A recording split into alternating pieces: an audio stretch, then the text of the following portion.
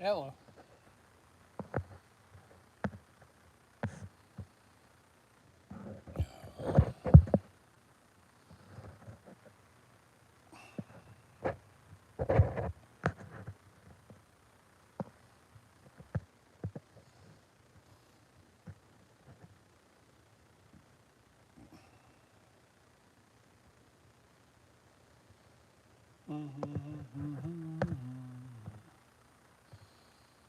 It's messing with the settings here.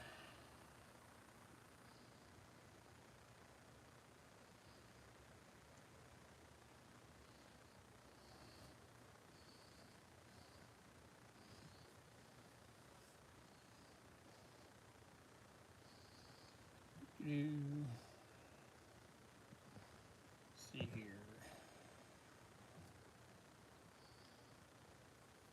Hi, Baji. How goes it today?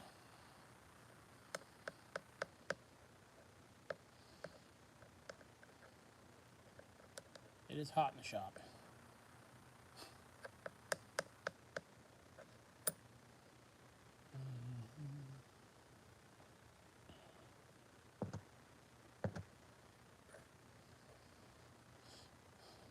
So I'd pop on here real quick and finished a job for a customer, so I'm waiting for them to come pick it up. They said it'd be about an hour or so.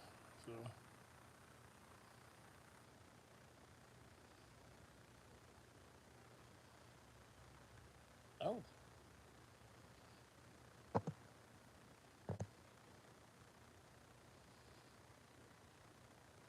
My kids haven't got into any sports of any kind.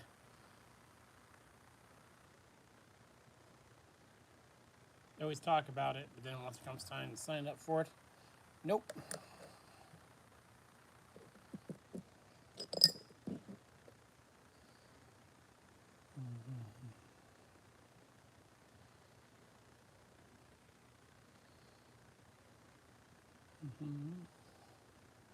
So I hope you all are having a good weekend.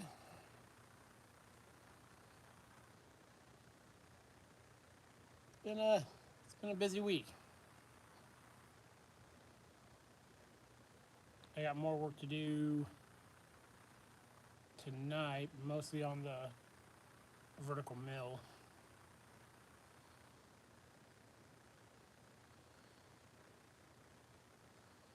My daughter was into cheer for quite a while. She lost interest in that. One of my boys played flag football.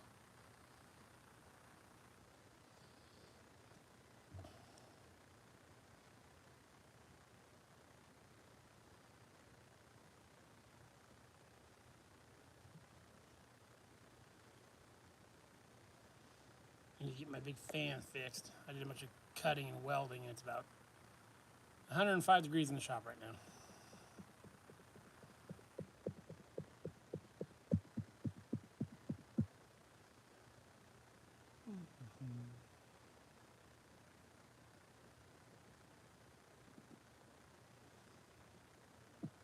Yeah, she was talking about doing competitive cheer with her mom, and prices for that stuff looked like I was gonna have quick. Hi, Old Metal Machines. Thanks for coming in.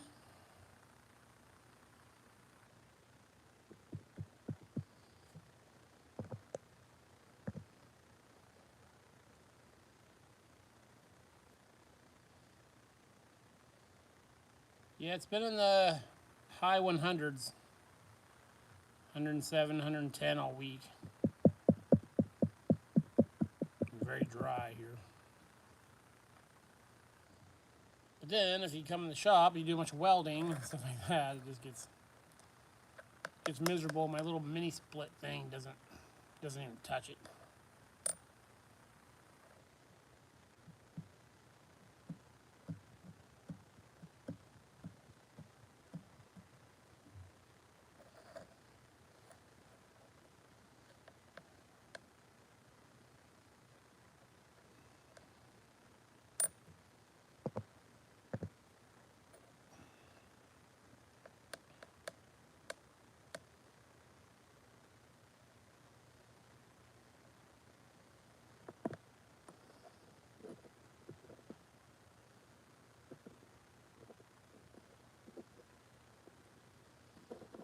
I've given away 2 toolboxes full and working on the other 2, and they super appreciated it. I just need to get some more. I have a list, pliers and some specialty tools for those. And then I've ended up getting toolboxes at yard sales for them too. So yeah.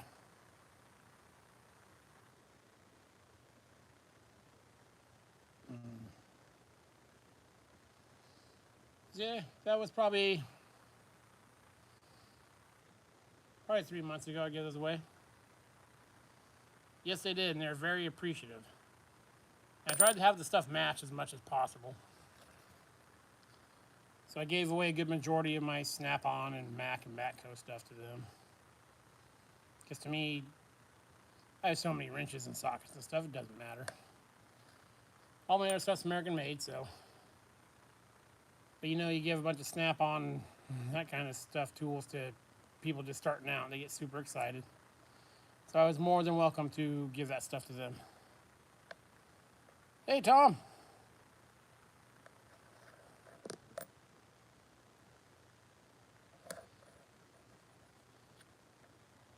Thank you very much. I love doing the garage sale videos. I got a pretty good haul for tomorrow. I still got to go to the flea market tomorrow. There's some older tools. I got today tools from the days of yore. So I'm looking more at that stuff the last couple weeks.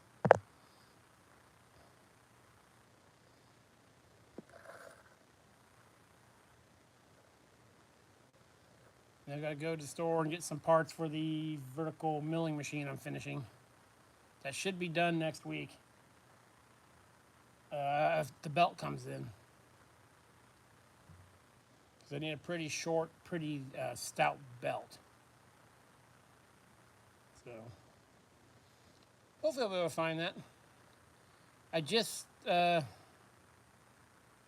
James B. I just figured out the tensioning setup I'm going to use for the vertical mill today. I'm going to do an upright with a brace. Have a separate motor plate with 2 hinges on it and a push bolt. It'll be more than adequate. Everything will be very stout. I'm going to get those big hinges you get at the welding supply stores for like trailers. Could probably get away with 1, but I'm probably going to put 2 on it. So yeah, probably mid next week we're going to fire up that ridiculous looking machine. But it'll be handy. It will earn its keep.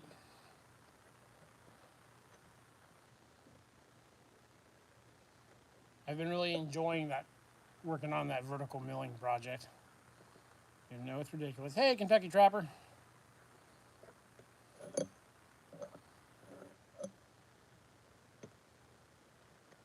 You know, the way I'm doing it is not the normal way. People just have the motor fixed. But doing what I can with what I got. So, got the plates on it. Maybe tonight or tomorrow I'll have the upright motor mounting base done. Then I'll make a motor plate to bolt the motor to. Then yeah, just the belt and the hinges. Oh, cool. Where'd you buy one from?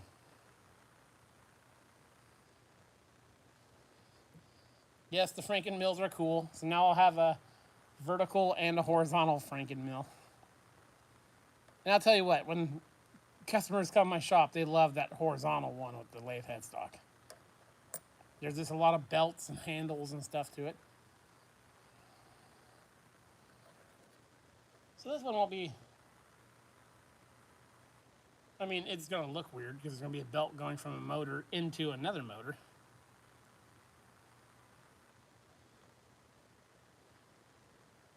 I wish it was 75 here. We hit 102 outside. I did a bunch of plate torch cutting earlier in the morning, and then a bunch of welding. Hey, Kitty. Hey, Mark. Thank you for watching all my videos. They're not all great.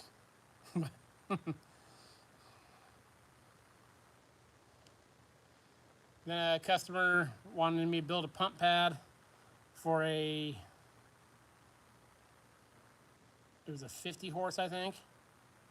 And he brought in a piece of a bunch of 18-inch stock or sheets, and like, that's too thin. It's gonna bow. It's going to bow, especially because he wanted it twice as wide as the motor, and that's what they do sometimes. So I had some extra stuff laying around.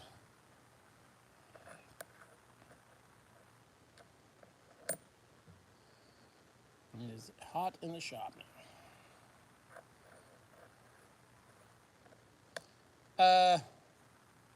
Next one of these I do. I've used StreamYard before. I'm going to do it with that. That way, if any of you guys have StreamYard, you guys can join up and we can do the multiple people thing. I'm not a computer person, so I need to figure out how to let people join and all that. So, but I want to do that because I would like to have some of you guys up here. I think that would be super cool.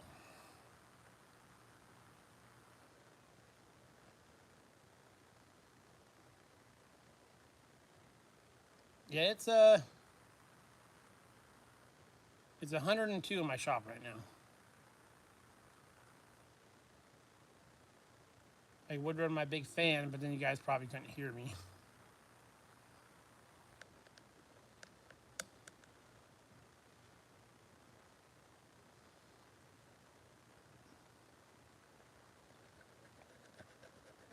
Oh, I got some videos on the big grinder coming up.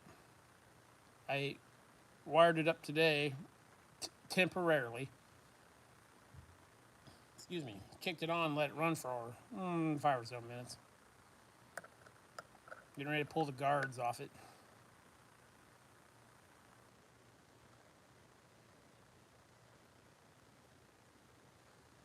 The nuts that hold the wheels on are 4 inches.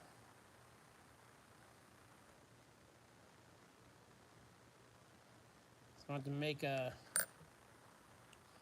torch cut out and clean up with a grinder a spanner wrench to fit them. I need to pull the 2 wheels off so I can replace one of the seals. The seal on the left-hand side is leaking a little bit.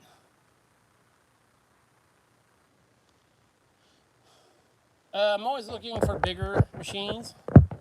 I'm looking at a deal might be coming through for a big turret lathe, a very well tooled turret lathe. Another like 16-inch LeBlond. Always on the lookout for a big radial arm drill. Not gigantic, but big.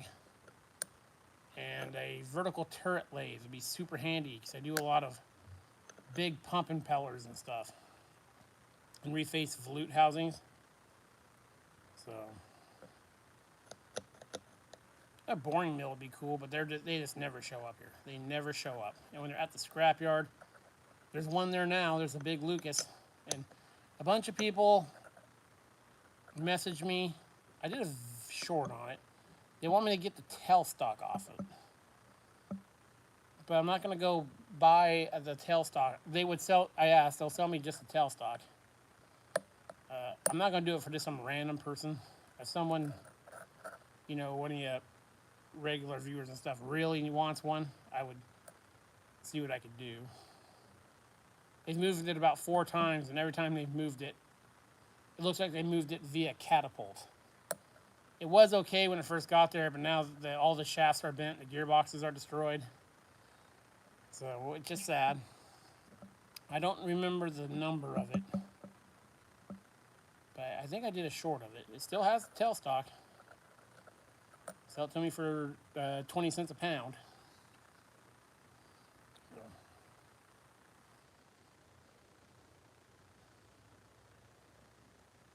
There's a very old LeBlond lathe there now too, but it's ancient.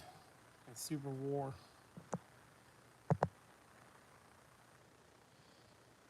Yeah, I got some room, and I have room on my back porch for. I might move my saws and build a. My back patio is covered. It has like a ceiling fan and stuff. It's for like entertaining. I might move my bandsaw and build a steel rack out on my back patio. And when I get the big 24-inch grinder going, that's going to go on the back patio. Hey, Mike. Maybe something for, if I ever have a fancy party, that stuff will just be out there on the patio.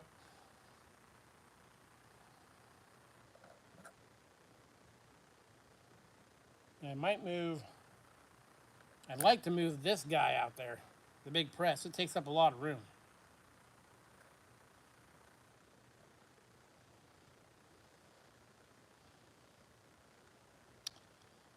Not that they wouldn't sell, but that they were asking way too much for. The scrapyard around here sometimes high grade stuff that comes into the yard.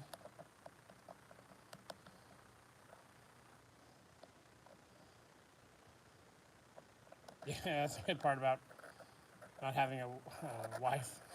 You get away with doing a lot of stuff like that. I have baked the oil out of big grinding wheels in my oven inside. See you, Kentucky Trappers. Thanks for stopping by.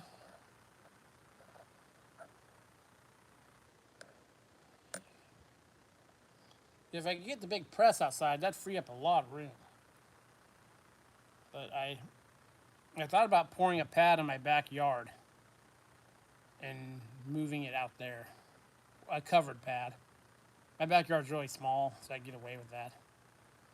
And maybe put the saws and the press and some other stuff out there.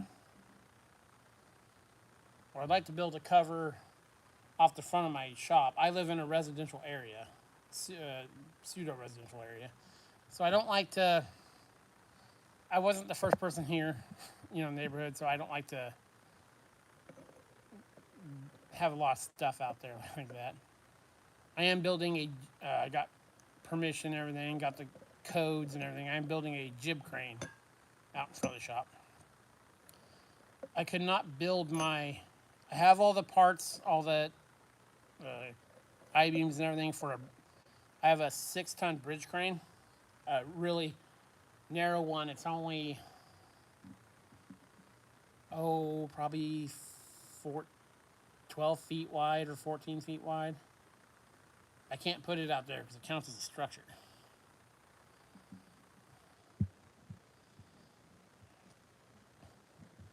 Yeah, I keep all my grinders by the door right now because I don't like getting the dust everywhere.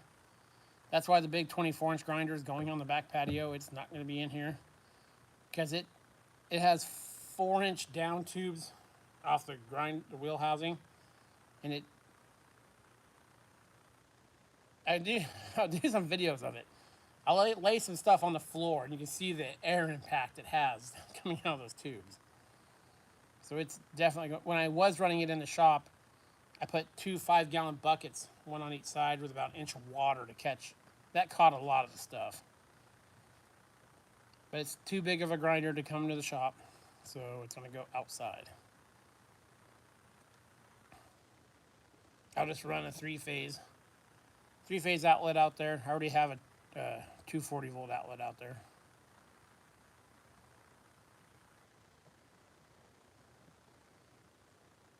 Yeah, I don't know if I haven't shown that grinder in many videos, but the wheels on it are 24-inch diameter by 4-inch wide.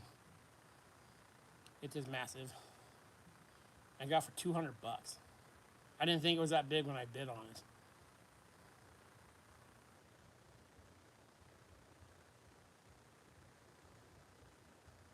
And it's big and not practical for the shop, but it's super cool. So I can't get rid of it. I'm pulling off the wheel covers and the wheels.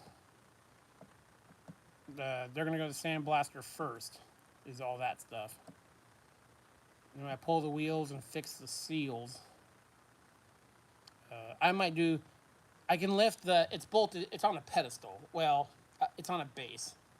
I'll take it off the base and have the base sandblasted and everything, and I'll just leave the motor and the 2 tubes, and I'll probably do that myself.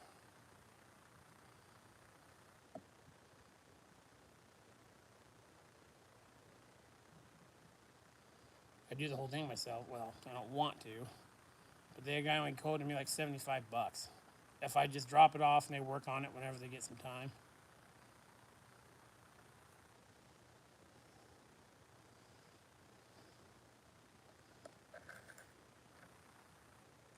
Yeah, I've only seen them here at the scrapyard, and I've only seen 2 or 3 in the last 5 or 6 years.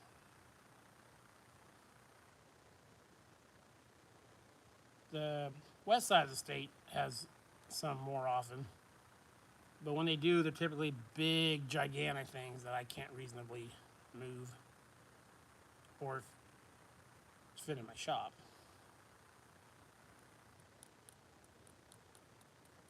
I do have a line on a couple like 6-inch column radial arm drills. Then that guy get the if I end up getting that big turret lathe and that other LeBlanc, there's a multi-head drill press I might get from him. And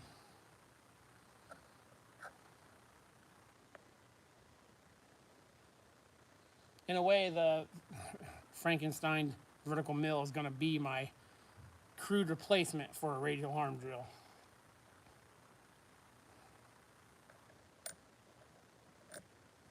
I'd still be able to use it for milling and stuff if need be, so.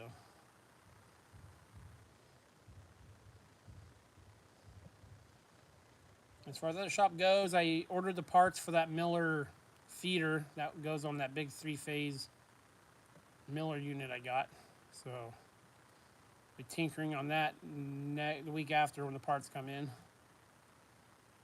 I still got to get permanent wire for the big Lindy 3-phase MIG machine. And I got to do some tinkering on the welders next week. Yeah, I messed with that gas welder I just got.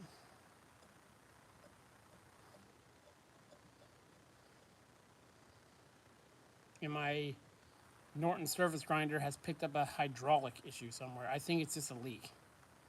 So I haven't really investigated it much. I don't use the surface grinder very often.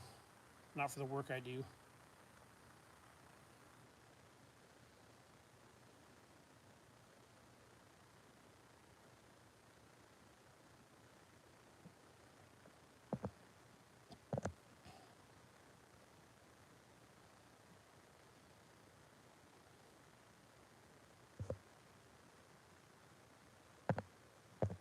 Oh, almost stopped the stream when I meant to close a window there.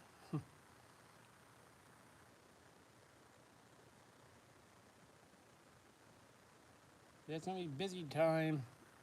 Been pretty busy all this year. Again, with lead times on parts and stuff, I think I mentioned this last time, I'm fixing more things that people would replace. Just because there's no parts available or lead times are crazy.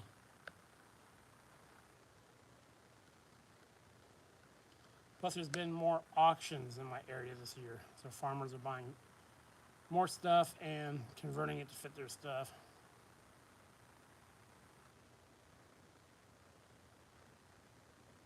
Oh, it's coming along. After I do the vertical mill, I'm gonna get on it. I found a set of gears. Someone sent me a post on a set for eBay. It's all the gears for the power feed. What's most of the gears? It's missing the one set at $600. So I think at that price I'm just going to do the VFD. I think it's VFD for 100. A 1-horse motor with a VFD would cost me $100 because I have 1-horse motors. And that'll give me infinite feed rate. So that project is coming along. I have a motor set aside for it. really, once I get the power feed set up, it's a usable machine. All the parts for the quill, because the quill moves in and out with a, that's how you get the table on that machine doesn't go in and out. You adjust the quill. It has like 3 inches of movement. All that stuff's fixed. Just needs to be painted. I basically just need to clean it. The hydraulic stuff for the table lift, because the table will lift hydraulically, and the table will go back and forth hydraulically too, if I had the gears. But I don't need it to go back and forth hydraulically, so I'm fine with that. So it won't take much to make that a usable machine. It's near the front of the shop now. I dragged it out with my tractor because I'm going to do spend the day with a wire wheel and clean it up, because it was sitting sideways in a pile of mud at the scrapyard. Yeah, it's just when I start looking at the cost of it and everything, it's $600 for some of the gears, or $100 and I can have it going. So I'd like to find another one of those. I guess mine's a 118. I guess the two 14s or 218s are pretty much the same. So I'd like to find another one day. But that'll get it functional. And I might even, it has a 3 horsepower motor that runs it, with only having the 4 speeds I can do the spindle speed. I might even put a VFD on the 3 horse.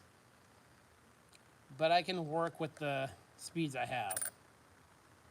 So, because thankfully with the gears I have for it, I have more of the common spindle speeds I would use. I'll just have to match my cutters to the spindle speed, which is fine. I have the slower speeds and some of the mid-range speeds, I think. So I just use bigger cutters.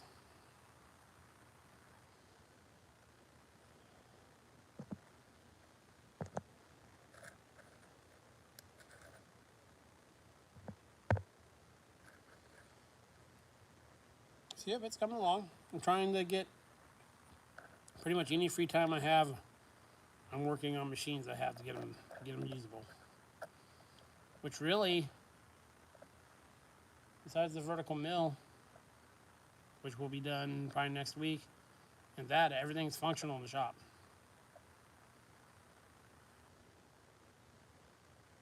So I'm trying to not buy. The impetus is if I get that big turret lathe and stuff, is I want everything in the shop I have now 100% usable before I bring more stuff in. So the big grinder I don't really need, so it can be an exception to the rule. I have that little Logan turret lathe on my back patio. That needs a lot of parts. I might get rid of it. Or I'd have to make I like to make it use R8 collets. But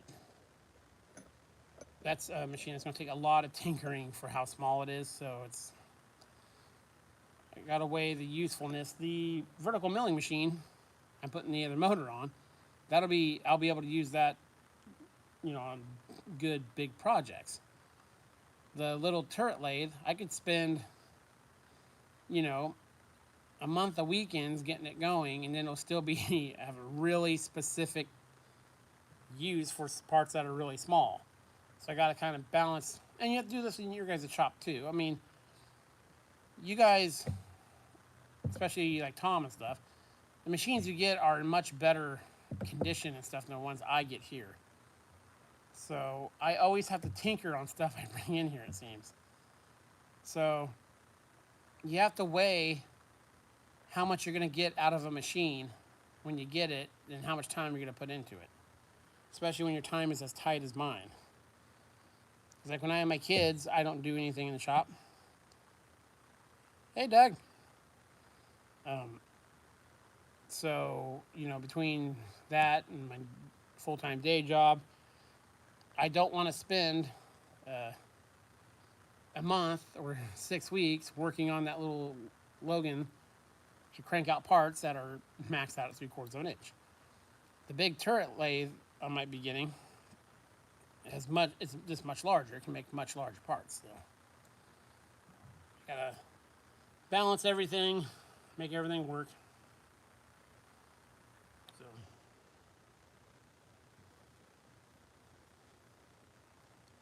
I was just on the vertical milling machine I'm working on. I was tired of always moving that head that was on the floor. So now it's on the machine, so I don't have to trip over it all the time. Plus, I'll use up some of my motors. I need to stop buying electric motors at auctions. I have probably 30 or 40 laying around the shop. Most of them small 3-phase, a couple big 240 volts. I'll be putting a 2-horse motor on that vertical mill. 240 volt single phase. I have another 3-horse 3-phase I was considering putting on it, but I don't think I need to do that. If I do in the future, I will. You know, all I'll be is making another. The way I'm going to build it, with the separate motor plate that hinges to tension it, and the stationary riser, it'd be really easy to swap out the motor to any motor I find that's not a C-phase. Because you just make a new motor plate and there you go. So if that motor craps out, or I decide I need a bigger motor, I don't think I'll need bigger than a 2 on it, but you know, I think that's what it had on it. Yeah, I think that motor was a 2-horse.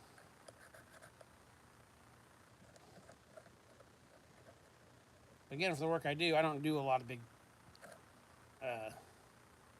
face milling and stuff. If it's bigger, I just use the horizontal machine. Hey, Kimber.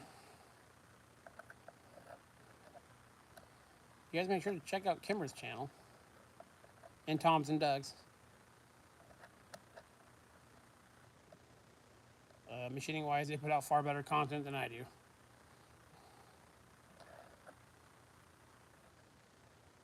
I need to get more, I need to get a camera set up I can put on the lathe that's not so shaky. Because when I show the lathe videos, I crudely lean my tripod like between the ways into the chip pan. The vibrations always come through. So I need I can't do it on the reed because the top of it's domed. But on the Hypermac, maybe put I was thinking about taking like a flange, like a pipe flange, and doing like an overarm thing.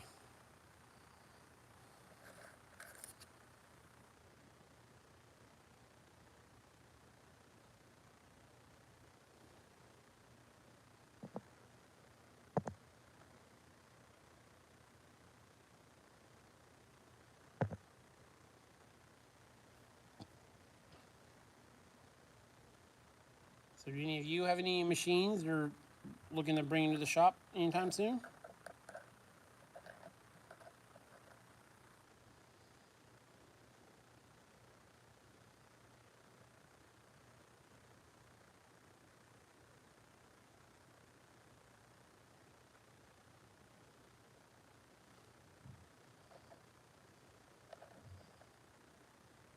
I'm also looking for a good 20-horse motor to upsize my phase converter.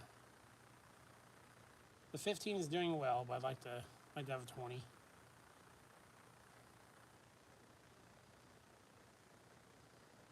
It doesn't. It runs fine. Runs everything. The Hypermac fine. The Big LeBlond, it has a 10-horse motor. During heavy cuts, it complains a little bit.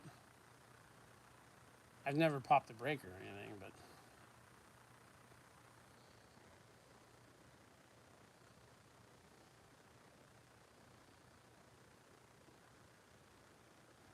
that's cool. That's about the size of drill I'm looking for.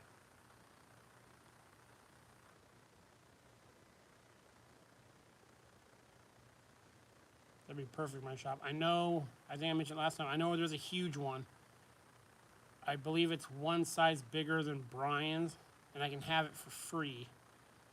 But I'd have to pour a special pad for it in my backyard and have it craned over my house. So that's not financially feasible at the moment.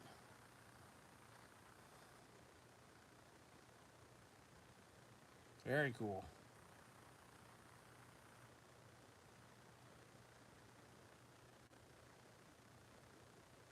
I'd love to have radial arm drill in here. I will one day.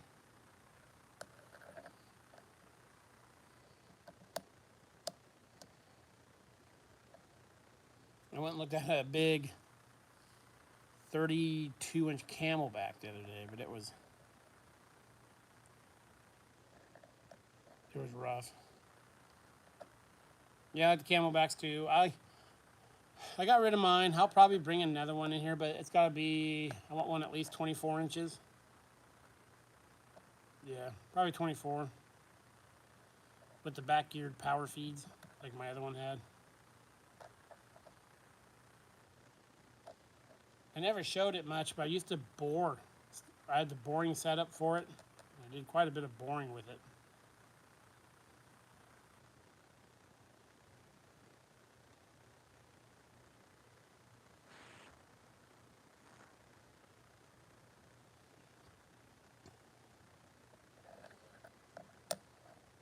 I'm a big fan of drill presses in general, so.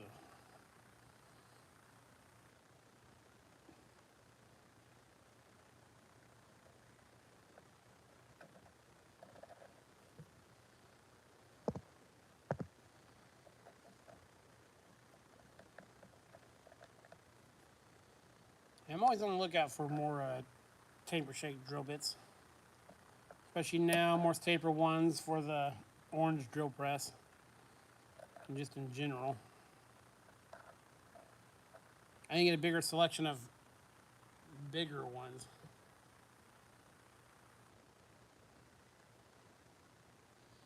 Actually keep my big ones starting at this size in the end of the chip pan on the big LeBlancs. They don't have room for them anywhere else.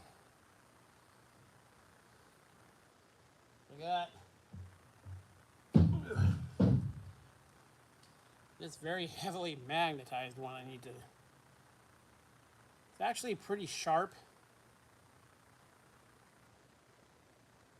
And doesn't need much. Tang is not in the best shape. Someone gave her a little bit of a twisty.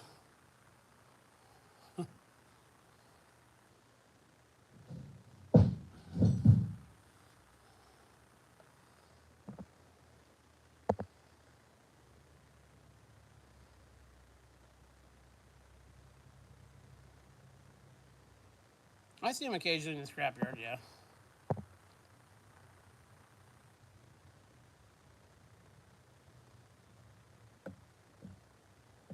Very cool, Doug.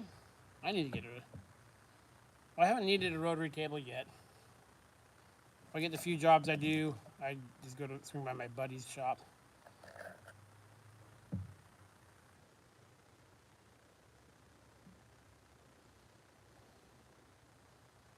I need to, I've been looking at indexers and stuff like that, and I should probably get one.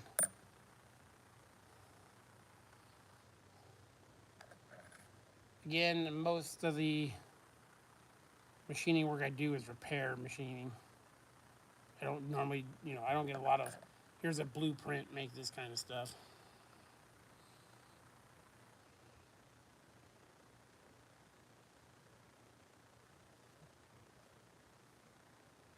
When I have had the drill holes and flanges, I've used the layout method with a small gauge for timing camshafts, and actually has worked very, very, very well for stuff like pipe flange holes, which are clearance holes anyway. So.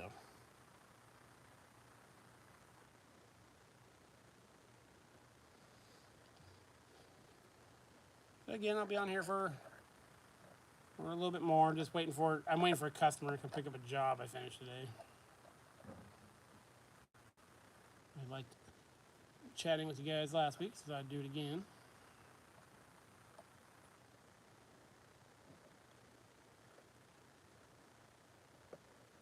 The big swap meet in my area happens 3 weeks. I'm hoping to pick up. Usually, there's a couple machinist guys there. Pick some stuff up from there. I've been kind of pigeonholing money for that.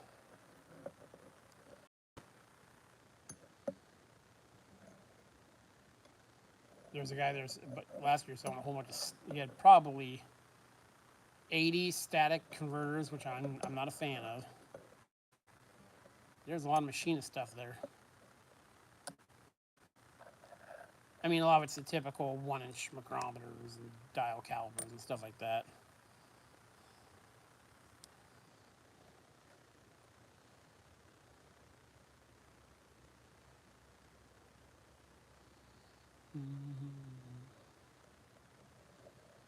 I got more. It's harvest time, so I got 2 more wheat harvester rollers in. I have one on the Hypermac right now.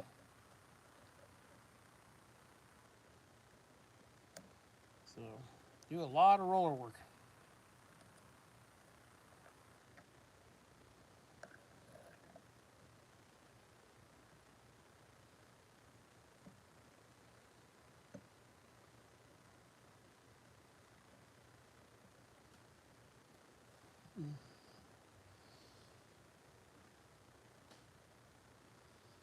Yeah, that's what's going on in the shop. We get that vertical mill done and move on to the next thing. It's cool. People are checking those videos out.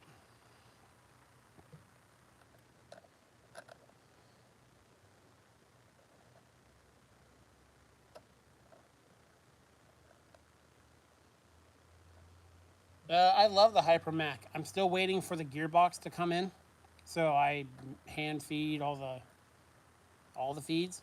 But I love that Hypermac for its size. It has a 7.5 horse motor. Very, very. I like that lathe. Plenty of power, good speed range. It's my only lathe that will spin above 500 RPM. So I can't wait for that gearbox to come in. It shipped. I think it shipped. I ordered a bunch of stuff. I need to go back and check.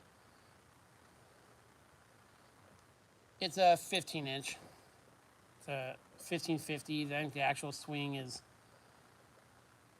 16. It is a gap bed, I believe.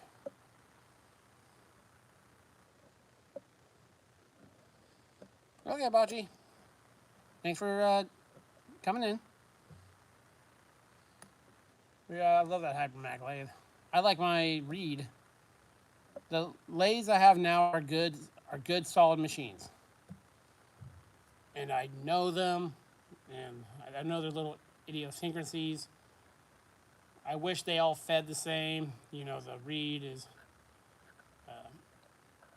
when you turn the dial, when you turn it a thou, it takes, it moves at a thou. And the Hypermac is the opposite. You move it a thou, it actually only moves half a thou. It's off diameter there. So you always gotta be, but I love the lathes I have now. The Big LeBlond, I love it too. I need to do a little tweaking on it.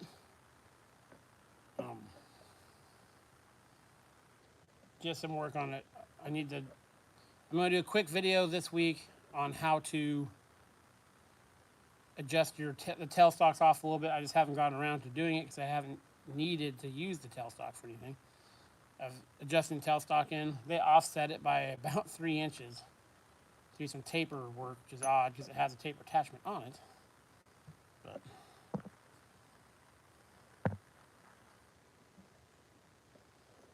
thanks, Camper.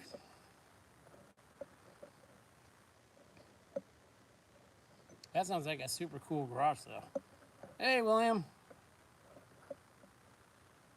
Hi, dancing along.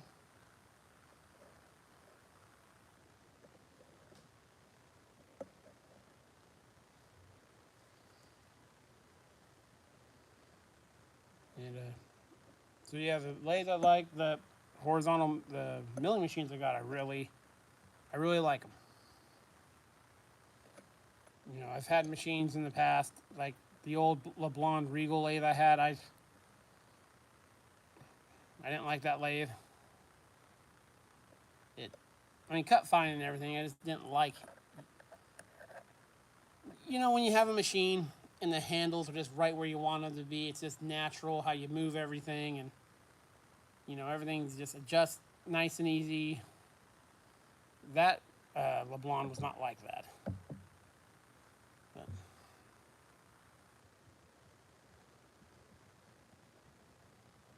yeah, like the big horizontal that has the lathe headstock thing. I'll never get rid of that machine. I love that machine. Thanks for stopping by, Mark.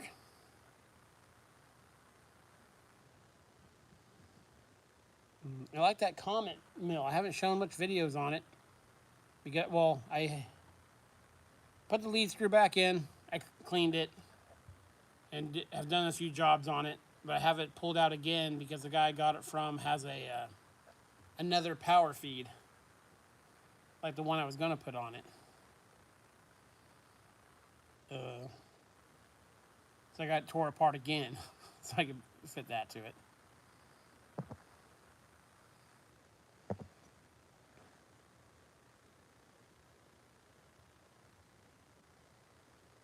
I do not put linseed oil on my tools. The climate I live in is very, very dry, so I don't have any like rust issues or anything. People always, I don't know anything about woodworking and stuff like that. People always said linseed oil on rasp can catch fire or something like that. I don't know. Yeah, when I do oil things, I just use light oil on a rag.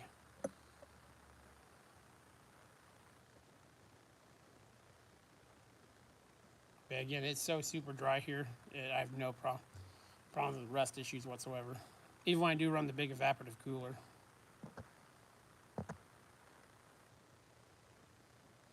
Yes, William, I'm using my phone. Like I said, next week I will try to do the StreamYard thing. So if Doug or Kimber or Tom or anyone else that has StreamYard would like to join during it, they're more than welcome to do that. And I'll figure out how to. Again, I'm not a computer person. I'll have to figure out how to send the invite or something like that.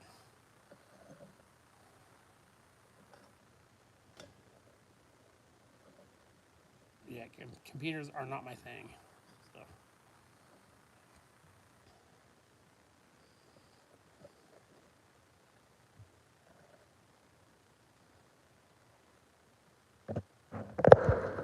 I suppose. The only thing behind me is.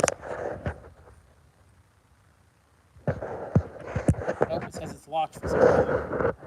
So next time I'll do it sideways, I guess. There's nothing behind me but the big press.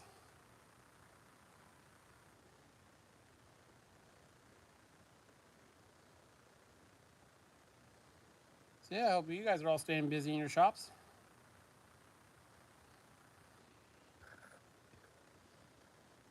I'll be out here till Saturdays. I don't have my kids this weekend, so I'll be out here till probably 11 or midnight tinkering. I'm working. I need to figure out the stuff for the vertical milling machine. I think I messed with the big grinder some more. It's been on the front. There was a huge yellow jacket nest in it the other day, so I took care of that. I got to make a wrench of some kind. I don't have a 4-inch wrench to take the nuts off the wheels. I don't want to put a pipe wrench on them. I know it wouldn't damage them, or it might leave a tooth mark. But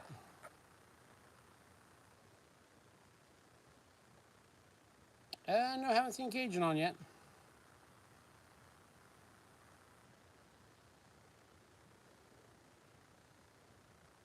And I was running the grinder. I've never rang the wheels on it. They don't spin real fast. They're very big. When I have them off, I might do that.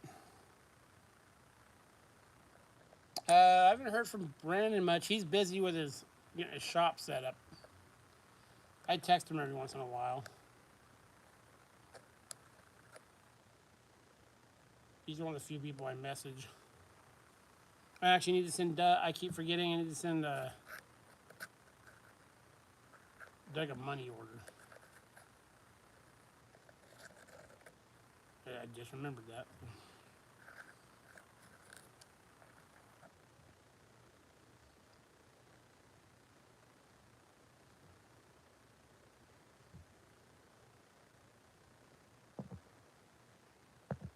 Ooh, it's finally starting to cool off.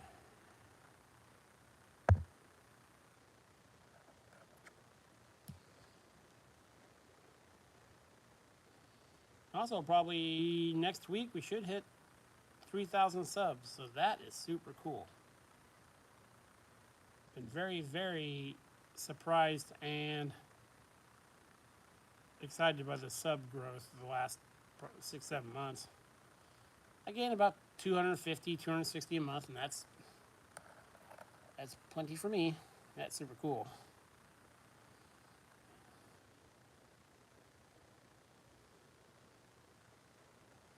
Okay, Doug. Thanks for stopping by. I wish I had the room for a plasma table. One day, maybe.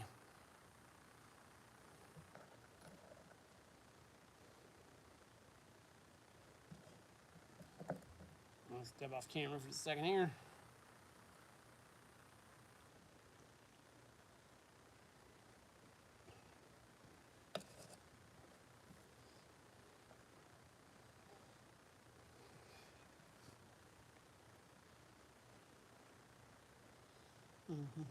So we'll let this go about another 9-10 minutes. Actually, let me check my other phone here. So I just got on waiting for a customer to come pick some stuff up. Made 2 pump pads, one for a 50 horse, one for a 20 horse.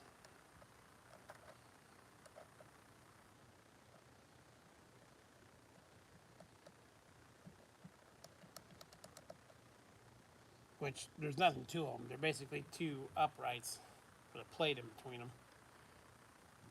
And then I weld on 4 tabs for hold down bolts. And then they give me the pump, the mounting holes. I drill them to lock the pump down. I normally don't like to do that until they have the volute and stuff in place. I like to go do that in the field, because depending on the height of everything, you may need to adjust the holes. And it's easier to put the pad on, put the motor on the pad, and drill the holes in the field. That way you're nice and accurate. And then too, if the pump is kicked at all, you never want to bolt a motor to a pump and then torque the motor down. Like, let's say the motor's lifted a little bit off the back feet. You don't want to torque it down and put any stress on the pump housing. The pump housing is that's always your end point. So that is unadjustable. I mean, yeah, you can loosen it and shift it within the flanges a little bit. So what you do is bring your pump to it with the back part of the volute and all that, to it, and then you use shims on the motor. Shims or adjustment bolts and stuff like that, depending on the size of the motor.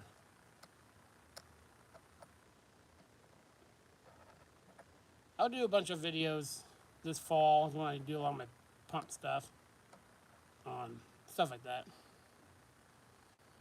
Putting in pumps, using heat to release stresses in pipes.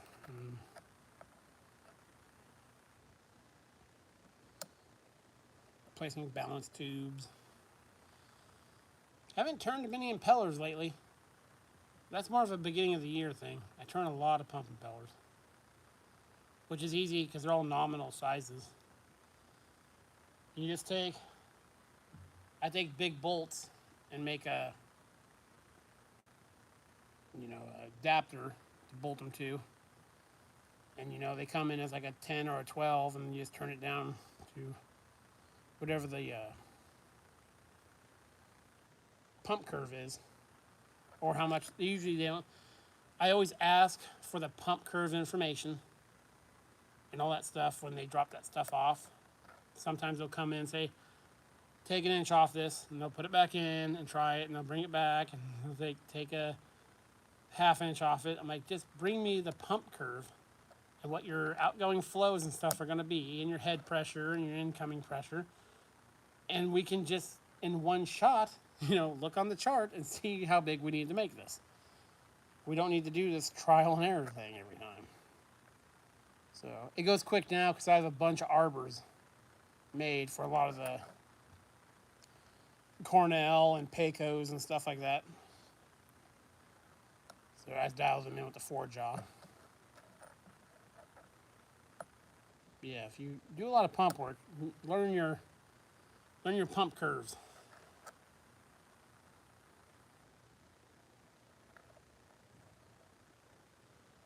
I would love to do that. I would love to run that machine.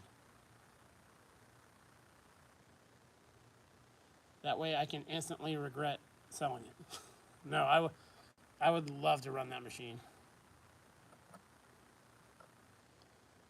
You guys check out Hidden World Forge's channel. You got that big read from me, and he has cool stuff on there.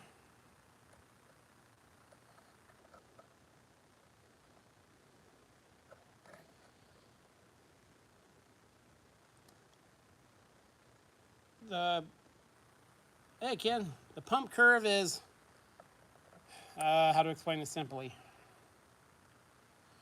It's the pump's output and head pressure based on motor size. Well, it'll tell you the size motor you need to get a certain flow and output pressure or head pressure based on incoming head pressure and motor horsepower and stuff like that. It's a graph chart that usually has a couple lines, and it'll show you, you can't go, off the curve. You need it's hard to explain to someone. But yeah, it basically shows you for a given pump with the given. It would also tell you volute size or impeller size. What you need to have the motor to match the impeller for that housing to produce what you want. So it's okay. A lot of the people who I'm doing pump work for, farmers, don't know what pump curves are either.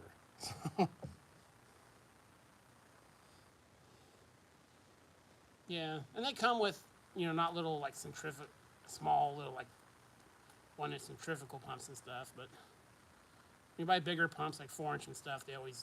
It comes with them. Or you can get on manufacturers' websites and find that stuff. But it's important for you to draw the correct amps out the motor. You don't want to go exceed the flow on it, or else you'll trip breakers and stuff all the time. So it's a way to set something up so it's set up right, so it's not a bunch of guesswork. But I do a lot of pump stuff where the guys is bringing the stuff in and say, shave this much off of it. And I always ask them, what are you trying to do? And because there's pumps that pump more volume, and there's high head pumps, and the diameter, they're thinner and stuff like that. And you shouldn't just arbitrarily pick a number and have it shaved off of it. Ideally. But the thing is, used motors with pumps attached to them are dirt cheap around here. You can get a 20-horse motor with a 4-inch pump for $80 at an auction. That's what they do. We try to make them work.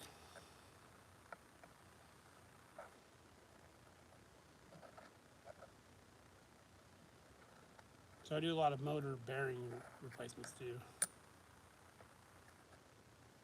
And I do some press fits for the bushings in the back, and I also do the Loctite lay. which the main motor shop in my area I work well with, and he Loctite some of them in too.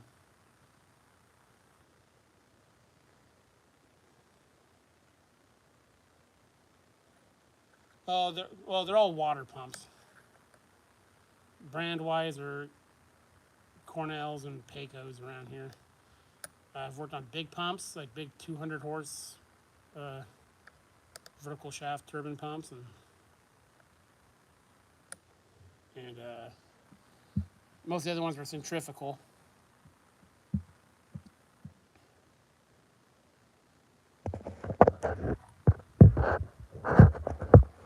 Yeah, it's pushing water.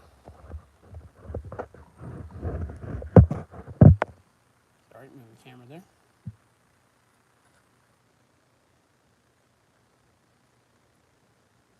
No, I knew a guy who worked there, and the trap door for some kind of conveyor for the innards goes on, and it would get stuck sometimes, and you'd have to go beneath it with a rod and knock it loose. Yes, I'm in Washington State.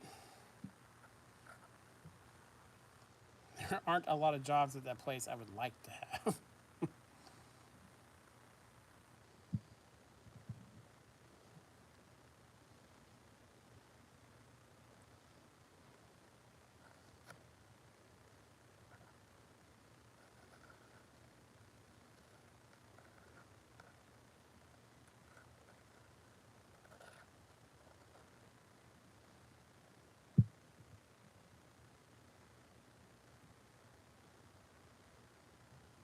Yep, gross.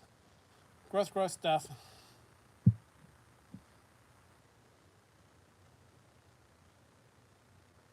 I don't get a lot of stuff like that in, thankfully. I mean, I've worked on like field weld repairs on like newer spreaders and stuff. That's not anywhere near compared to stuff like that.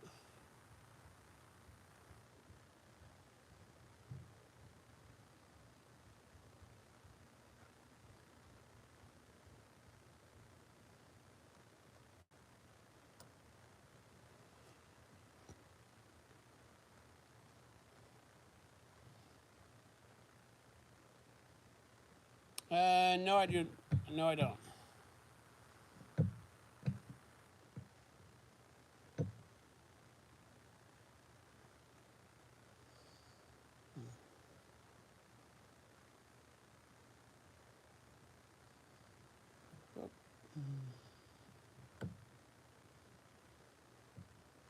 No, I still need to do that.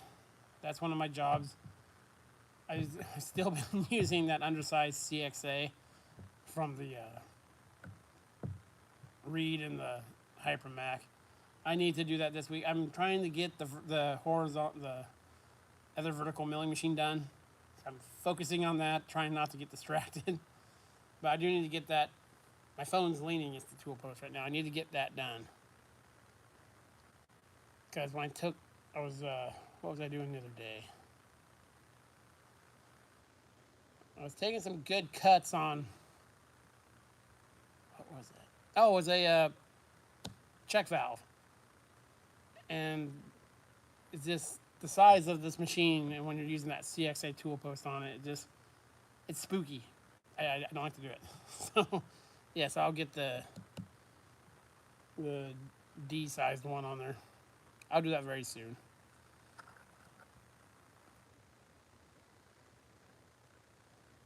Yeah, a couple check valves came in, 18-inch check valves.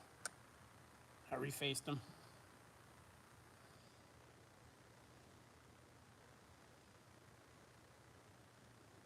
Which is super easy, super quick work.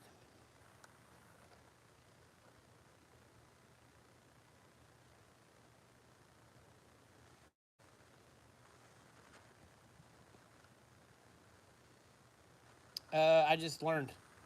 I just took them apart, figured out the parts, learned what I needed to know.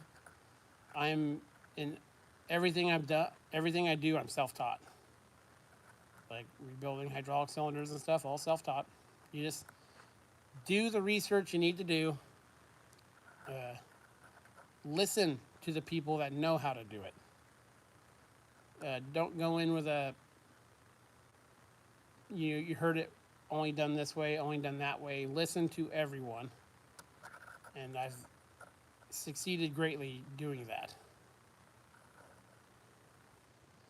I've always been mechanically inclined, so and a lot of that stuff, like rebuilding hydraulic cylinders, is not hard, except for getting like the gland nut off. You could, most people could take something apart, could take that apart and redo it. They're not that hard. I mean, if you have to, of course, do some machining on them, that's one thing. Most people could, if you could do your own brakes, you could probably rebuild a hydraulic cylinder.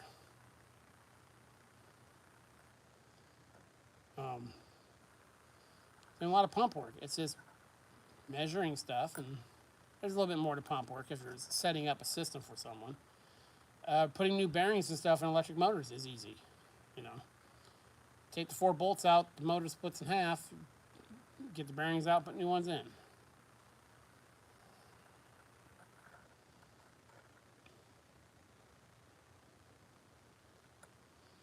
No, it's just learn, and a lot of trial and error, especially machining early on. I've gone through a lot of steel teaching myself to machine stuff. Had I gone to a school, I'm sure, you know, it would have been a much quicker progression. But I've been running machine. The first lathe I got, I was 17 or 18. It was a little Logan, and just learned as I went. Now that might hamper me in some ways because I learned to machine and stuff to the work that I do. I probably wouldn't be the best candidate to go to a shop and do stuff, as I don't make a lot of stuff off blueprints and stuff like that. I machine stuff to fix stuff. So a lot of it's making parts to fit instead of to spec. Not that there's a real big deal about that. And welding,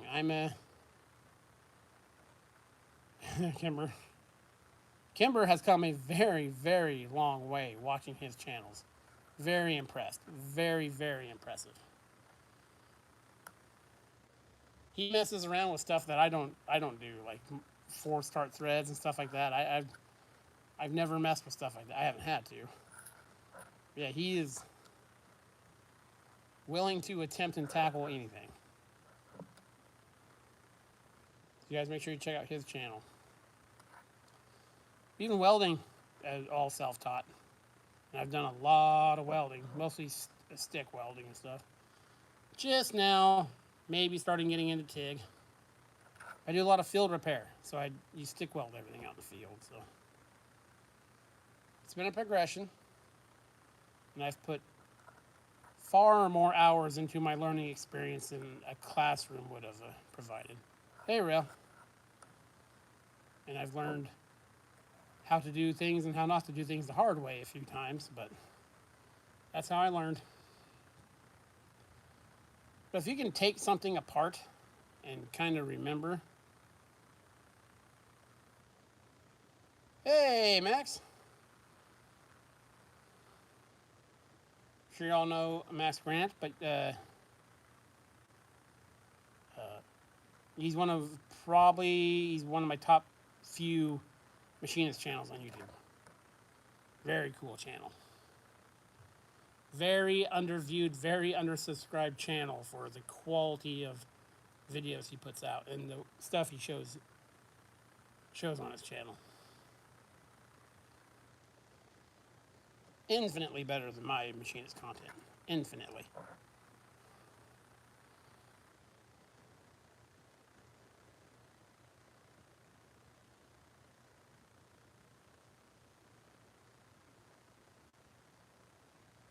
I get all my bearings from industrial suppliers because they're so cheap.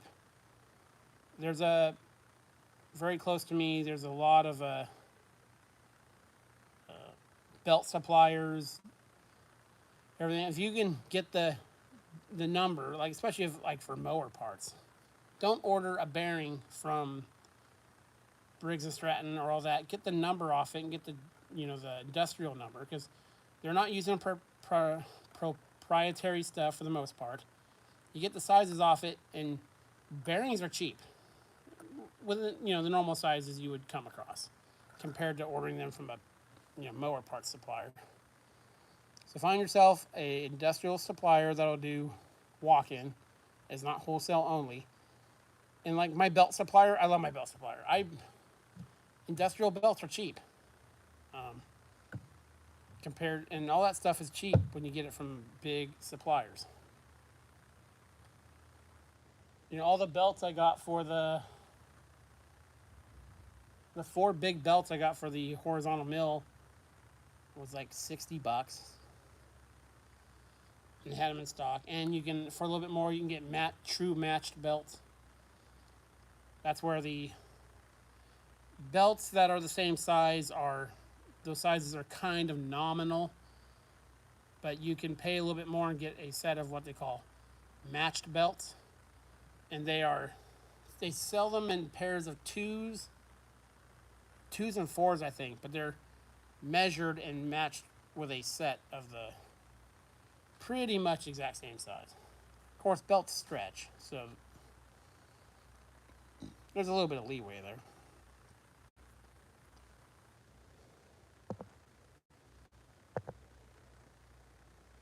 Yeah, I'm doing this on my phone too, Max. Yeah, William, that's Max Grant. Very cool channel.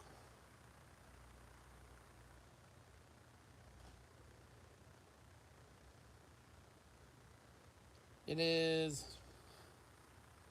in the afternoon here on Saturday. Max is in Australia, if you guys didn't know that.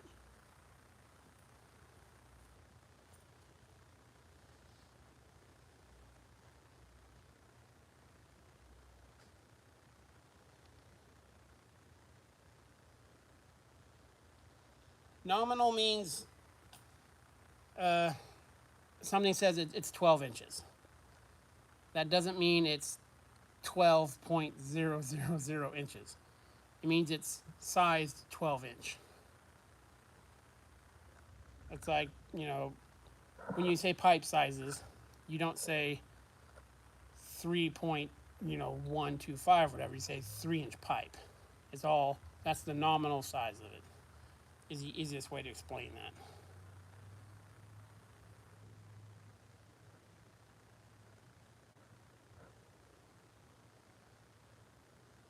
It's like when you buy, you know, unless it's OD steel, pipe and stuff, especially like C900 and stuff, it's nominal 6-inch pipe. It's actually,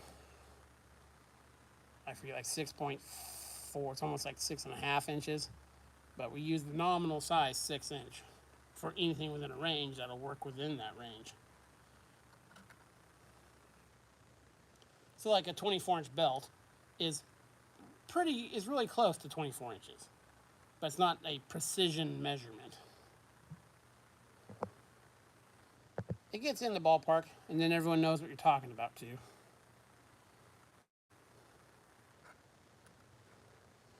Max has cool machines too. He has very cool machines.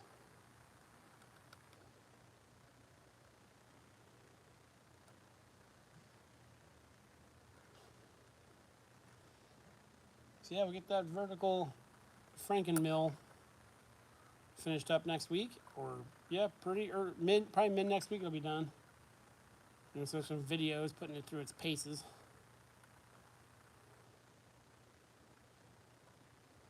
Yes, very nice shop.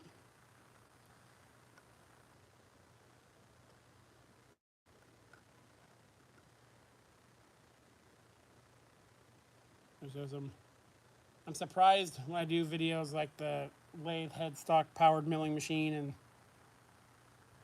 this milling machine once done. I'm surprised I get all positive comments. It's ridiculous, but people stay generally positive, which is cool. That's the kind of subscribers and viewers I want. If you don't like something, well, watch something else. Because when the other motor's on there, it's going to look ridiculous. And it's going to look cool ridiculous. Like I said, the customers got my shop, they love that headstock powered milling machine. There's so many belts and levers and all that. There's so many belts. You have to be mindful when running. And does a good job. I cut a keyway and some 3-inch the other day. Worked fine. I'm still learning. I need to make a new. I need to make a sheet for the lathe. The lathe headstock speeds for spindle speeds. I need to actually put my RPM gauge on there and get a sheet and get that written out. That way I have a quick reference instead of doing the math on pulley ratio and all that. That'll be a quick project to do. Because the motor spins at one speed, at a different RPM. So I have a list of the output speeds.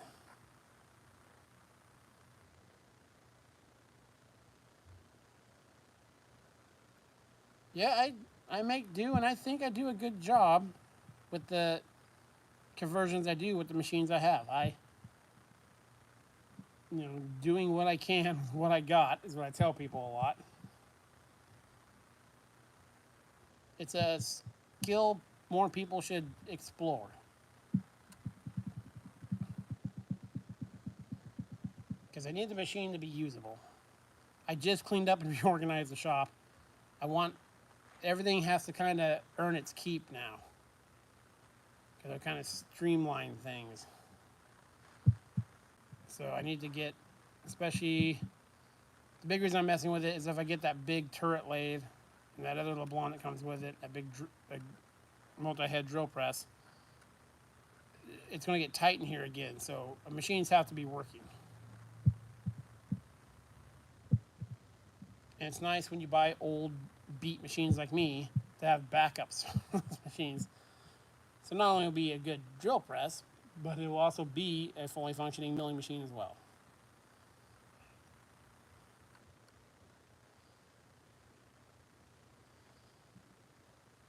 I'm going to get Max too. Like I said, when I get if Max knows what StreamYard is, I'll do another chat in a week or so and do it on StreamYard so people can join in. There can be more people up in here.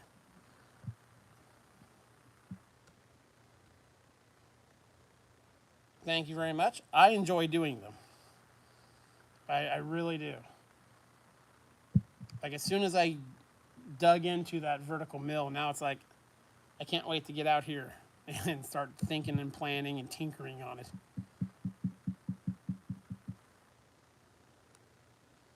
It's definitely function over form in my shop.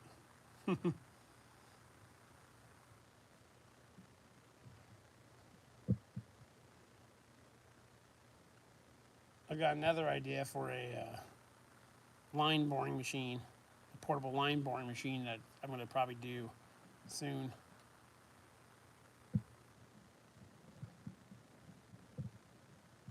Instead of buying another one.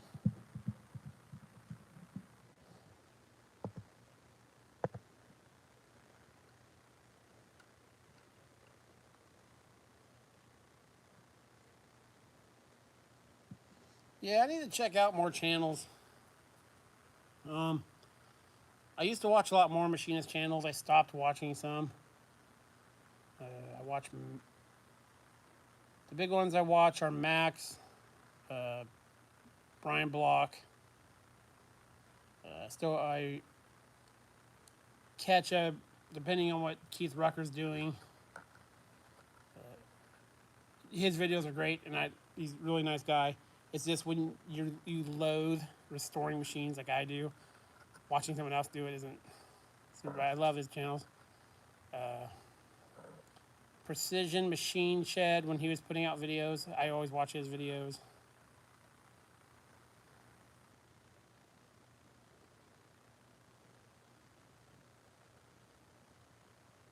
Hi Frank in Walla Walla. I am in Kennewick. So we are not far from each other.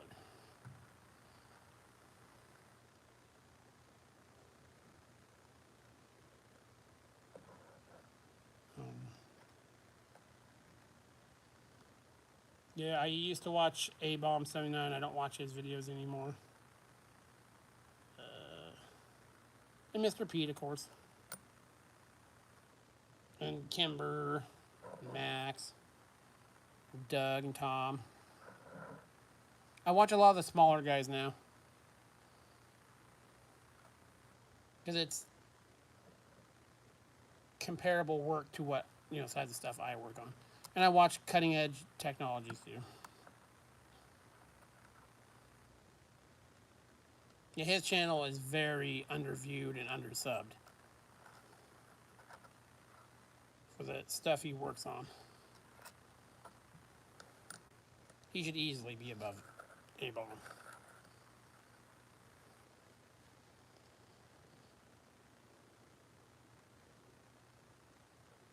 Yeah, but I don't have a lot of free time.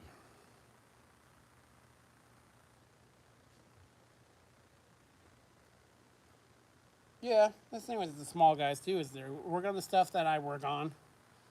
Uh, my lathe is considered large for the smaller guys, so and they do a lot of they're tooling more matches the stuff that I have. I like watching Curtis, at Cutting Edge Technology, but I wish I had his budget for tools and tooling. But I don't. And then you get a lot of comments from people saying, especially like getting spray welding, not so much that, but other stuff. They say, "Oh, you should get this set up because Curtis had it." Well, we're talking two complete opposite ends of the spectrum of money and shop capabilities here. So I wish I had a whole bunch of liquid nitrogen on stock for shrink fitting parts and stuff like that, but it's not economically feasible for me to do that. Yeah, spray welding, I just do weld build up and turn down. Spray welding has its place, of course, but my way works without spending the money to do that. So I have to, I weigh everything like that. And yeah, Steve Summers, I used to watch him more before he started doing the truck stuff. I'm not a big car and truck guy. So I haven't been watching many of his videos. But yeah, he does cool stuff too.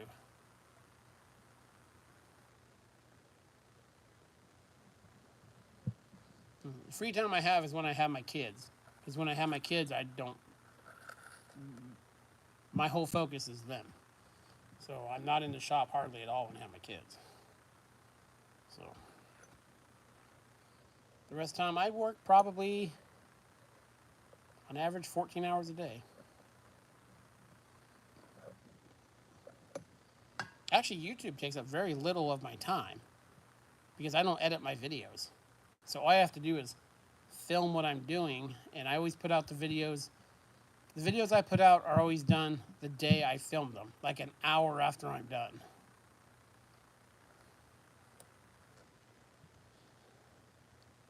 So I will probably never edit my videos. I don't want to put that much into YouTube. And I don't know as much about computers, so I don't know if I'm sure I could learn. I'm sure I could learn it, but I don't have interest in editing stuff. I would like to learn how to put titles and stuff on here, on my videos, maybe. Do I make good at YouTube? I'm make surprising. The amount surprised me when I monetized. That really shows me how much those bigger channels are making. Because I don't make a lot, a couple $100 a month, which is super cool, unbelievably cool. That's all thanks to you guys and everyone who watches the videos.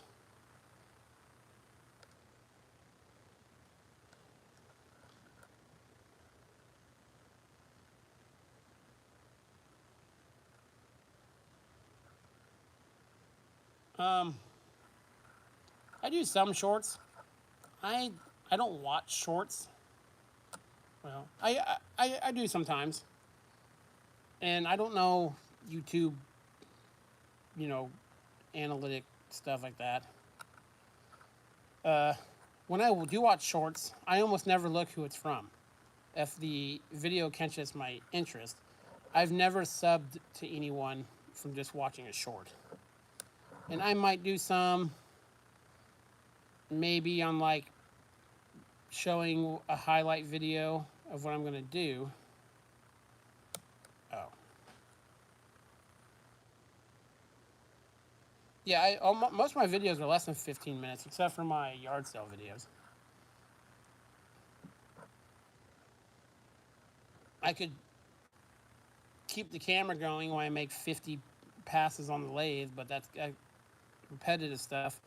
I just like to show the start and the finish because it's just not much to see.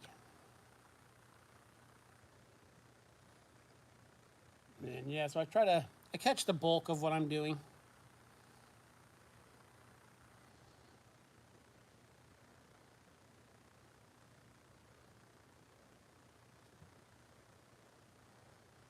Actually, I think most of my actual short videos are stuff I find at the scrapyard. It's hard for me to do shorts on upcoming videos because I don't know what I'm doing a video on until sometimes an hour before I do the video.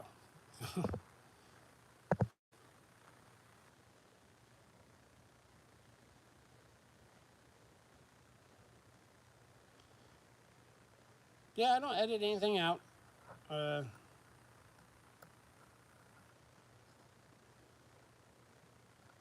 Sometimes I don't show everything. Like sometimes when there's a stubborn, I'm sure everyone does this. Every person who repairs or machines on YouTube, when a part's not coming off or something, sometimes we'll say, I'll bring you back, and then it'll be off because we did something we didn't want people to see us doing.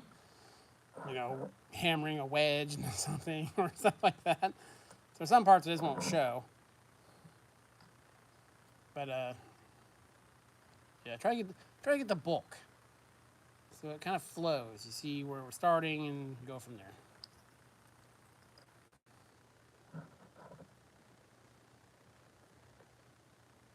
But like I don't even know how to put like the words in the title, you know, on the screen you guys see. I didn't know until like 2 years ago you could change your thumbnail. So I'm behind. I'm a bad video knowledge-wise person. So, but I don't want to put like music and stuff in my videos. So.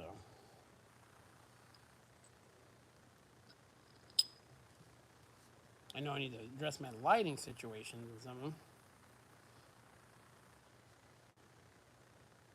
And I've been leaning my right arm on my chuck, and I got cutting oil all over my arm. That's sweet.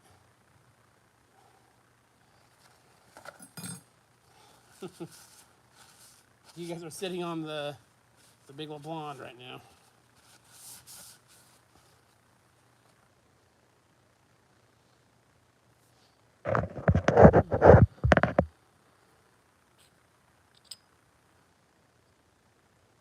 I don't mind the music and videos if it's like in the beginning and stuff.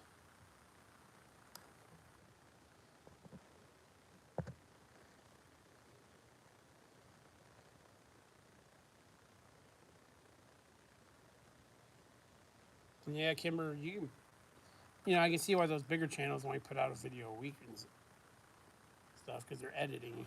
They all use editing work. That just doesn't interest me. I'm too busy fixing stuff and working on stuff to spend that much time editing. Plus, I get, you know, for them too, the money they're getting per video, it's worth it. I'm getting like 7.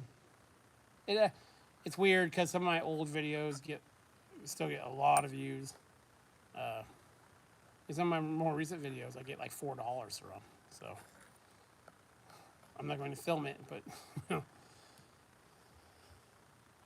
See, I get more subscribers and get big and huge, I can hire someone to do that. So, and they can deal with it.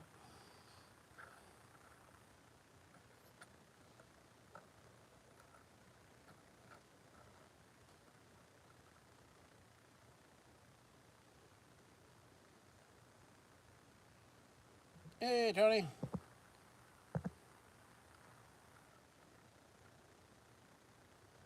Very true, old metal machines. Very true.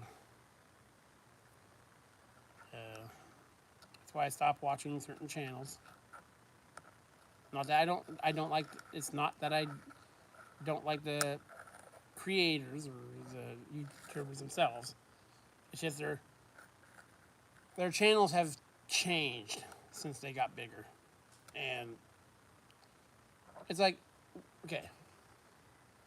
When I used to watch TV, I haven't watched a TV show. I haven't sat down and watched a TV show in years and years and years. But I used to watch like the first season of Gold Rush, for instance, or the first season or two of Fast and Loud. Those were the everyman. You know, the first season of Gold Rush, they had beat equipment. They had to make their own trough thing. Same with Fast and Loud. They were fixing cars in like a 1 or 2 bay car garage. And, you know, that could be you. That could be anyone, you know, trying to have a go at it. And then 2 years, you know, they got big. And then 2 years later, on Gold Rush, they were leasing, you know, $5 million worth of equipment. And Fast and Loud. And I'm just using these two examples because these are the ones I watched. You know, they have like a jump to like a 12 bay shop. So then I lose interest in it when it gets unrealistic to me. I did used to like watching American Hot Rod. If anyone remembers that show. Hi, Mike.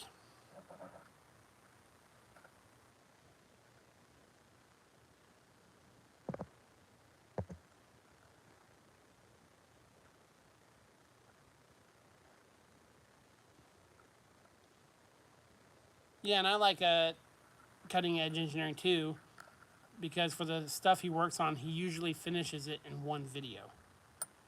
For putting out a video a week, I like to see the project maybe stretched over 2, but for it to do a tiny part and to stretch it over like 4 weeks, when that's YouTube is your job,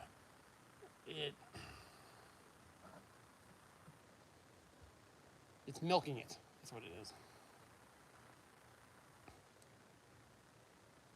I mean, again, not saying anything bad about anyone. I've never had anything bad to say about hardly anyone, but it just doesn't catch my interest for watching it anymore.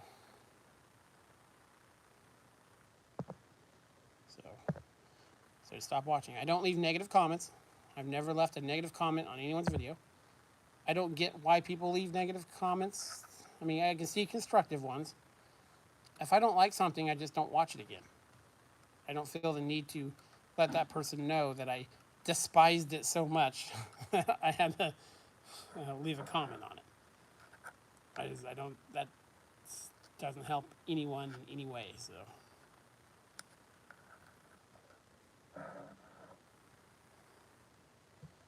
Yeah, there are more channels I need to check out.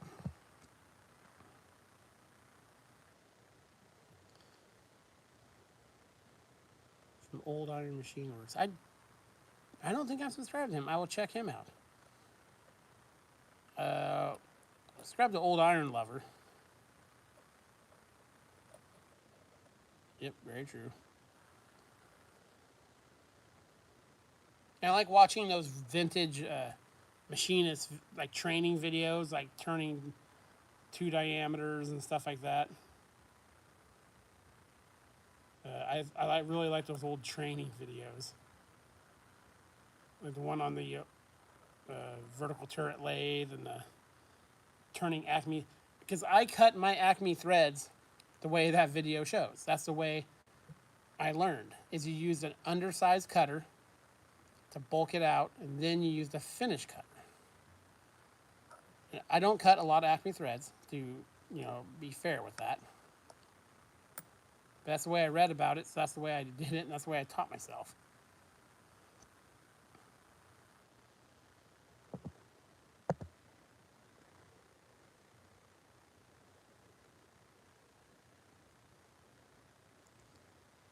Yeah, I've never thumbs down a video either.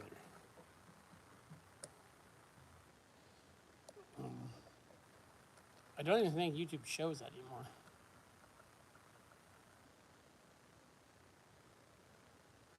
Yeah, the machines they show in those videos are super cool. Especially like the one straddle milling and stuff. It will show you a lot of stuff, how deep of cuts they were taking back then on those sized machines.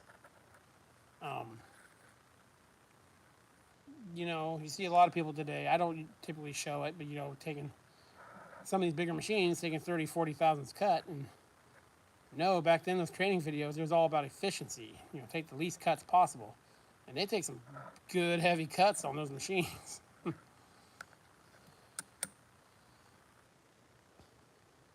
I I do kind of baby my machines a little bit. Not the LeBlanc. I got it to make heavy cuts, and it makes heavy cuts. But the Reed, I take reasonable cuts for its size. I don't push it. I don't need to push it with the amount of workload I have. Even my shaper, I'm guilty of babying the shaper. But the thing with it, I'm always working on tool grinds for it. I'm big on, whenever I have some free time, I'm messing with tool grinds for the shaper, for high-speed steel. That's just what I'm into right now. So,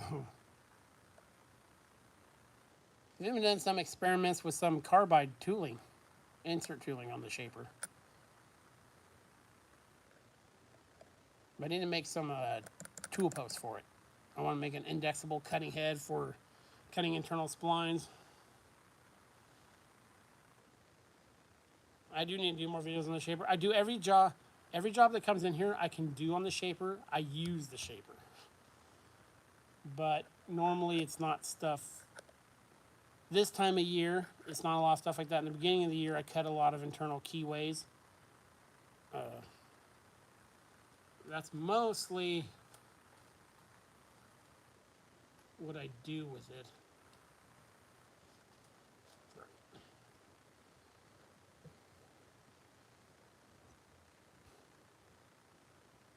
So I need to make another indexable one. I just have the one. Yeah, that's right, Max. Don't push something to say I took the biggest chip on YouTube or anything like that.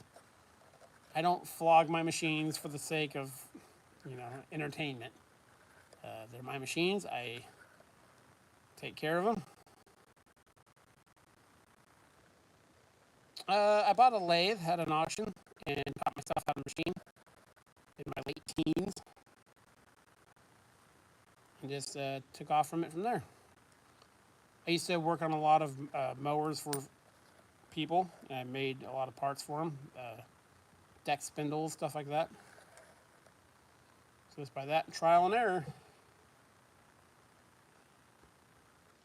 Yeah, especially on the shaper. I'm not going to push that shaper as old as it is.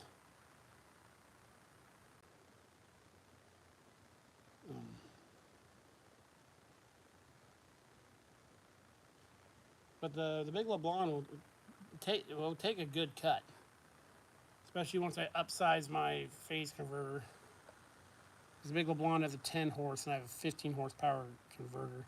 I mean, it starts it and runs it. And actually, if I start the phase converter, I wish I had a motor I could run on idle, like the 7.5 off the Hypermac, because that would give me more capacity. When I take big, heavy cuts with the LeBlanc, the converter protests a little bit. Thanks for stopping by, Max. Very cool to talk to you. Again, everyone check him out. Awesome YouTube channel.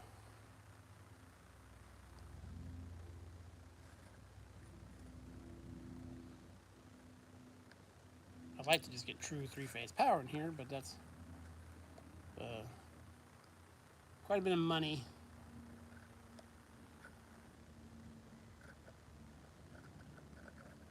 And I've often thought about moving the shop to a separate location. We're a ways away from that, though.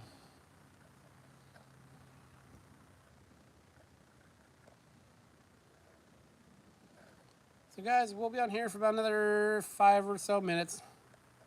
Then that customer texts me and he's coming to pick up his parts.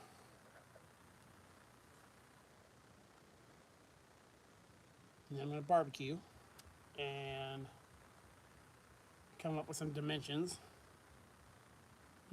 I've never done machine work I never worked at a place as a machinist.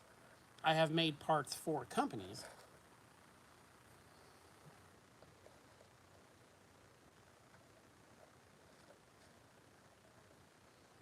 Yeah, and you come with some drawings or a finished plan for the motor mounting bracket for the vertical Franken mill.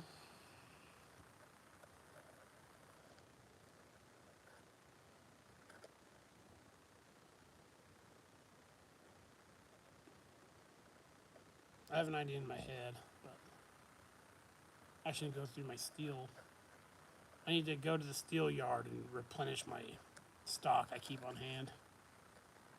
Been whittling at it for quite a while. I have never seen one planer show up here. Never. On this side of the country, they're a lot rarer. Because we're just newer side of the country. And in my specific area, machines are hard to come by anyway. Yeah, you go to the west side of the state, you go to Seattle and stuff, and Portland. There's more stuff there.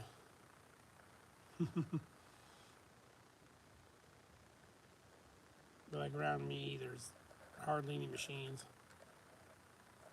I mean, machines show up at the scrapyard every once in a while, but they're usually beat pretty good.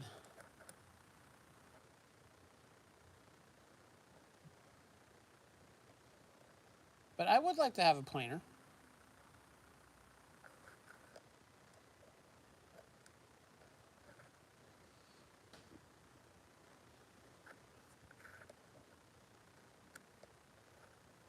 There's very few machine tools, especially if I only had one of them.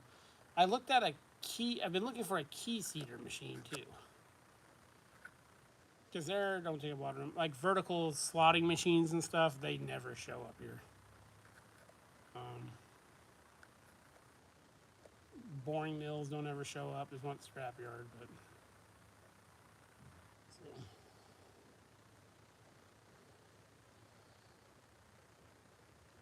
I can see where a vertical slotting machine would be handy. I do, like I said, a lot of work for small farmers.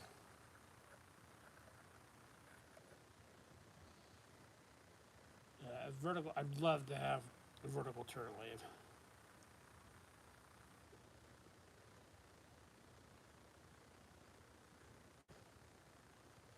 And maybe a bigger surface grinder. I just don't surface grind very many things.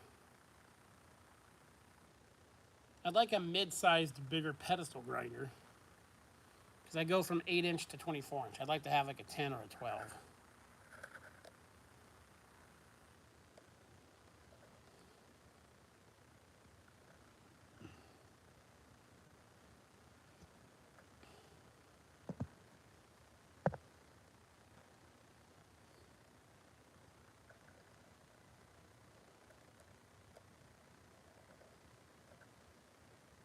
You're saying who?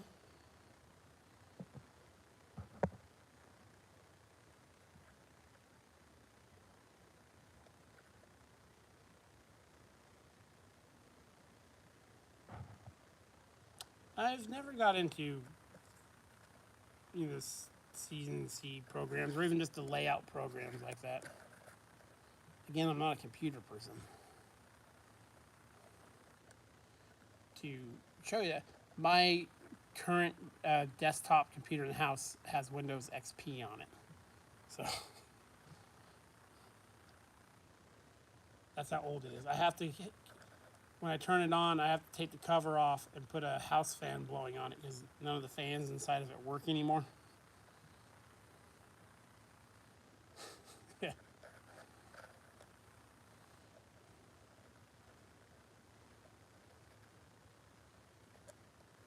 It has a drive for the small floppy disks on it. They might still use those. I don't know.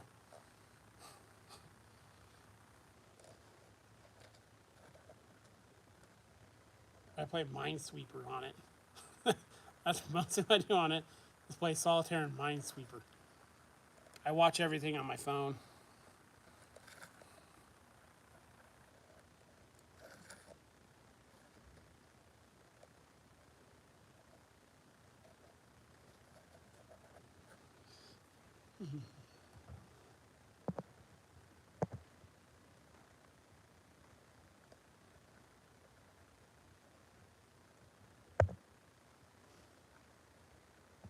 Okay, guys. Those guys going to be here in just a few minutes, so I'm going to go ahead and wrap this up. Thank you all for joining and checking it out. It was very cool talking to you guys. I enjoy doing this. I really do, answering questions. And again, I will figure out ways to do the panel thing on the thing with the duck. StreamYard. Or if you guys, yeah, I'll do some research on it, because I do have StreamYard. So yeah, because I like to get some more people up here, and so you're not just looking at me the whole time. So, so I hope you guys all have a great rest of your weekend, and I hope you guys have an awesome week coming up. Yeah.